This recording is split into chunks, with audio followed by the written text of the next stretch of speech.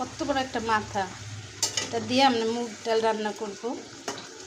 আমি মাথাটা অবশ্য কেটে দিই নাই, এমনিই ভেঙে যাবে, এটা রান্না করতে করতে খুলে যাবে। এটা হলো পাঙ্গাস মাছের মাথা।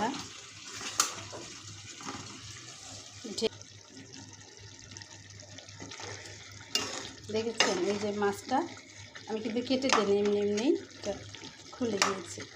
এই বড়টাও এরকম হবে জাল দিতে।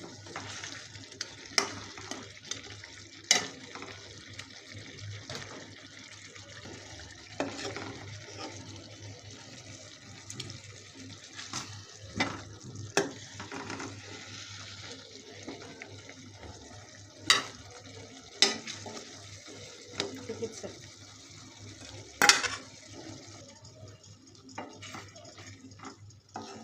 ডালটাকে ভালো করে কষিয়ে রান্না করে নিব, তারপরে মাছটা আবার ছেড়ে দিব। মাছের মাথাটা ভালো করে কষায় পানি দিয়ে দেব।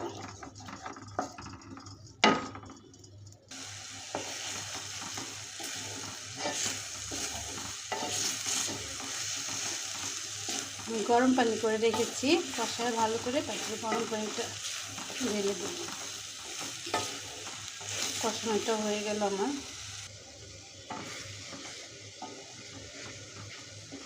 ডালটা ফুটে গেছে, আমি এখন মাছটা দিয়ে দিই।